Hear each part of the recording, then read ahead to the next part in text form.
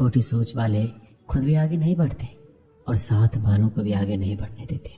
अमीरी दिल की हो तो लोग साइकिल पर भी खुशियां मनाते हैं, नहीं तो कारों से भी लोगों को रोता देखा है। अक्सर लोगों को प्यार से नफरत उस वक्त हो जाती है जब कोई बहुत ही ज्यादा प्यार करके धोखा देता है। अगर कुछ करना है तो भीड़ से हटकर चलो।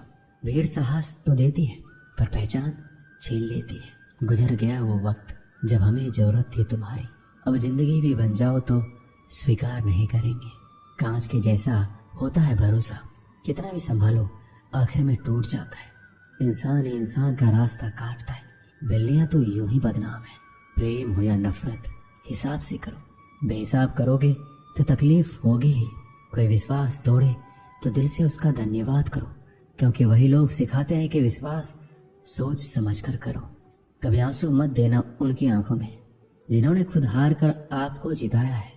लोगों को संतुष्ट करते करते तुम्हारी जिंदगी बीत जाएगी, लेकिन तुम उन्हें संतुष्ट नहीं कर पाओगे। इसलिए अपने लिए, अपनी खुशियों के लिए जीना शुरू करो। किसी इंसान के पीछे भागकर अपनी वैल्यू कम मत करो। जो आपका होगा वो कहीं नहीं जाएगा। जो रास्ता तुम्हारा नहीं है वो मंजिल भी तुम्हारी नहीं। रिश्ता रखना हो तो अच्छी बातें करते रहा करो, और खत्म करना हो तो सच्चाई बता दो। कभी कभी नए लोग पुराने से वफादार मिल जाते हैं। आजकल के इंसान दिल से नहीं, जरूरत से रिश्ता बनाते हैं। लोगों ने कुछ दिया तो सुनाया भी बहुत कुछ। हे ईश्वर, एक तेरा ही दर है जहाँ कभी ताना नहीं मिला। असफलता में कुछ गलत नहीं है, लेकिन सफलता के लिए कोशिश ना करना जरूर गलत है। जिंदगी को समझना बहुत मुश्किल है। कोई सपनों के खातिर अपनों से दूर रहता है तो कोई अपनों के खातिर सपनों से दूर। ना फिसलो इस उम्मीद में कि कोई तुम्हें उठा लेगा। सोचकर मत डूबो कि तुम्हें कोई बचा लेगा। देखा तुम्हारे मुसीबत में तो हर कोई मजा लेगा। अपना गम सोच समझकर बांटना चाहिए। दुनिया में हमदर्द कम और सिरदर्द ज्यादा मिलते हैं। अगर हालातों पर आपकी पकड़ मजबूत है तो जहर उगलने वाला भी आपका कुछ उखाड़ नहीं सकता। इंसान नीचे बैठा दौलत गिनता है। कल इतनी थी, आज इतनी बढ़ गई। ऊपर वाला हंसता है और इंसान की सांसें गिनता है। कल इतनी थी और आज इतनी हो गई।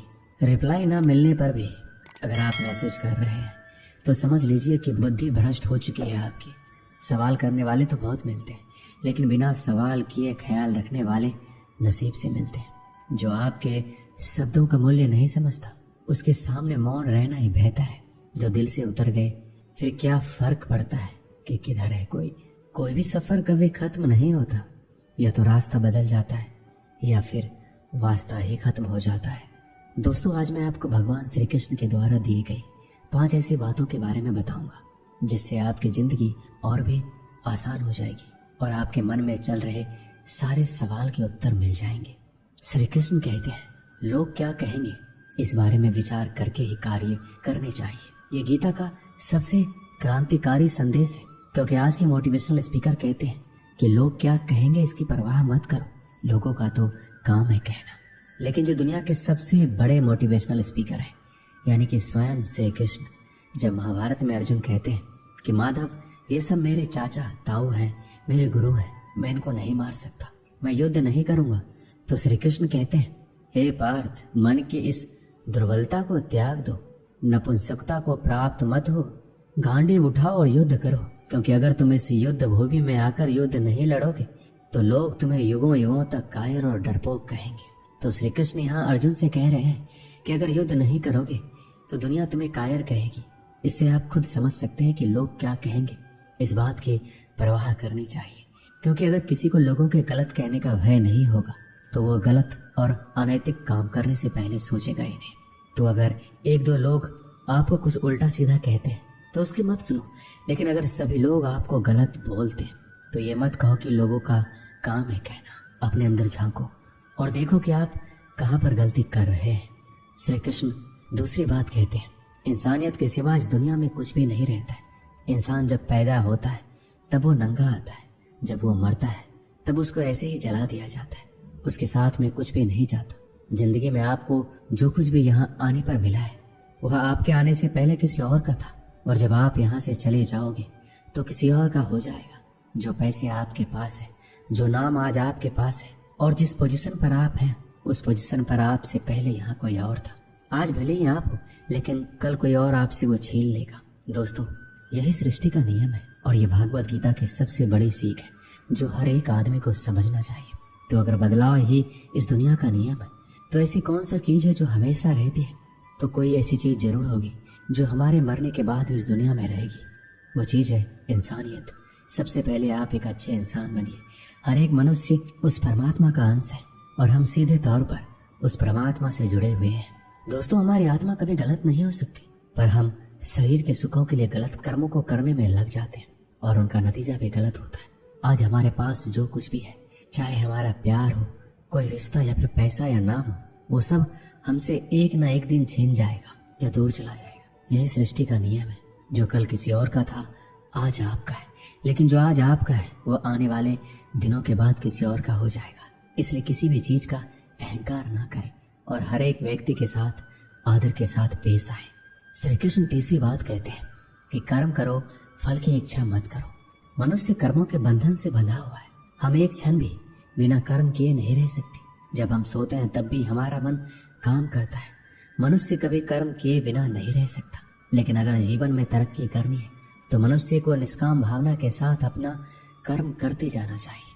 फल की कोई भी इच्छा नहीं रखना चाहिए। ज्यादातर लोग जब कोई काम करते हैं तो हमेशा इस भावना के साथ करते हैं कि इस कार्य को करने से मुझे भविष्य में कुछ लाभ मिलेगा कि नहीं। लेकिन श्री कृष्ण कहते हैं फल की इच्छा रखने में इंसान में कामुकता बढ़ती है और वो इंद्रियों के अधीन हो जाता है। इसलिए हमें कर्मयोग के सिद्धांत का अनुसरण करना चाहिए। कर्मयोग यानी बिना फल के इच्छा किए कर्म करना चाहिए। बिना इच्छा के कर्म करने का एक फायदा ये भी होता है कि आप काम पर ज्यादा ध्यान दे पाते हैं। श्री कृष्ण चौथी बात बताते हैं, लड़ाई से डरने वाले मिट जाते हैं। जिंदगी एक उत्सव है, संघर्ष नहीं। यदि आप अपनी जिंदगी को संघर्ष समझते हैं तो निश्चित ही वह संघर्षमय होने वाली है। हालांकि जीवन के कुछ मोर्चों पर व्यक्ति को लड़ने के लिए हमेशा तैयार रहना चाहिए। जो व्यक्ति लड़ना नहीं जानता, युद्ध उसी पर थोपा जाएगा या उसको सबसे पहले मारा जाएगा। उसी के जीवन में संघर्ष भी होगा। महाभारत के पांडवों को यह बात श्री कृष्ण ने अच्छे से सिखाई थी। पांडव अपने बंधुओं और भाइयों से लड़ना नहीं चाहते थे, लेकिन श्री कृष्ण ने समझाया जब किसी मसले का हल शांतिपूर्ण किसी भी तरीके से नहीं होता तो फिर युद्ध ही एकमात्र विकल्प बच जाता है। कायर लोग युद्ध से पीछे हटते हैं, इसलिए अपनी चीज को हासिल करने के लिए कई बार युद्ध करना पड़ता है और अपने अधिकारों के लिए कई बार लड़ना पड़ता है। श्री कृष्ण पांचवी बात कहते हैं, काम, क्रोध और लोभ नरक के 3 द्वार हैं। जब मनुष्य अपने कर्मों के फल का इच्छा रखता है तो उसके मन में काम की उत्पत्ति होती है। ये काम ही मनुष्य का सबसे बड़ा दुश्मन है, क्योंकि यह आग की तरह जलता रहता है।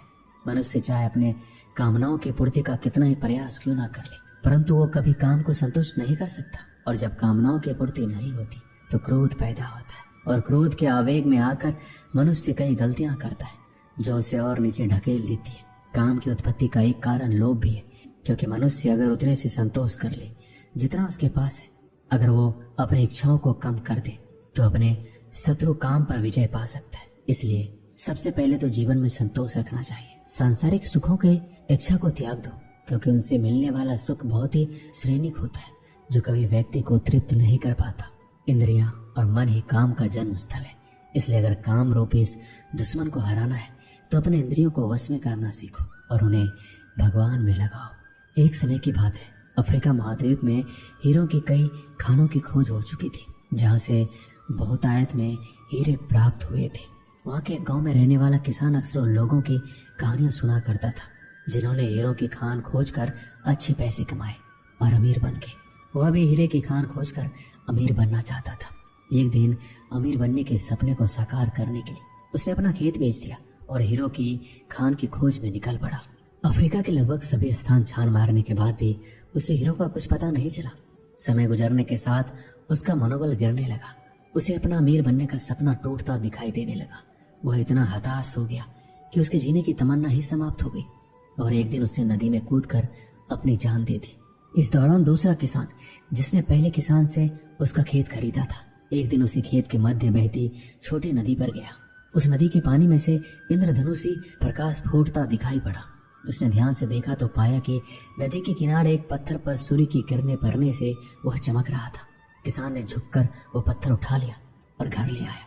वह खूबसूरत पत्थर था। उसने सोचा ये सजावट के काम आएगा। और उसने उसे घर पर ही सजा लिया। कई दिनों तक वह पत्थर उसके घर पर सजा रहा। एक दिन उसके घर एक मित्र आया। जब उसने वह पत्थर देखा तो हैरान रह गया। उसने किसान से पूछा, मित्र तुम इस पत्थर की कीमत जानते हो? किसान ने जवाब दिया, नहीं, मेरे ख्याल से ये हीरा है, शायद अब तक खोजे गए हीरों में सबसे बड़ा हीरा है। किसान के लिए इस बात पर यकीन करना मुश्किल था। उसने अपने मित्र को बताया कि उसे यह पत्थर अपने खेत की नदी के किनारे मिला है, वहाँ ऐसे और भी पत्थर हो सकते हैं। दोनों खेत पहुंचे और वहां से कुछ पत्थर नमूने के तौर पर चुन लिए। फिर उन्हें जांच के लिए भेज दिया गया। जब रिपोर्ट आई तो किसान के मित्र की बात सच निकली। वो पत्थर हीरे ही थे। उसके खेत में हीरों का भंडार था। वह उस समय तक खोजी गई सबसे कीमती हीरे की खदान थी। दूसरा किसान उस खदान की वजह से मालामाल हो गया। पहला किसान दर दर भटका और अंत में जान दे दी, जबकि हीरे की खान उसके अपने खेत में उसके कदमों तले थी।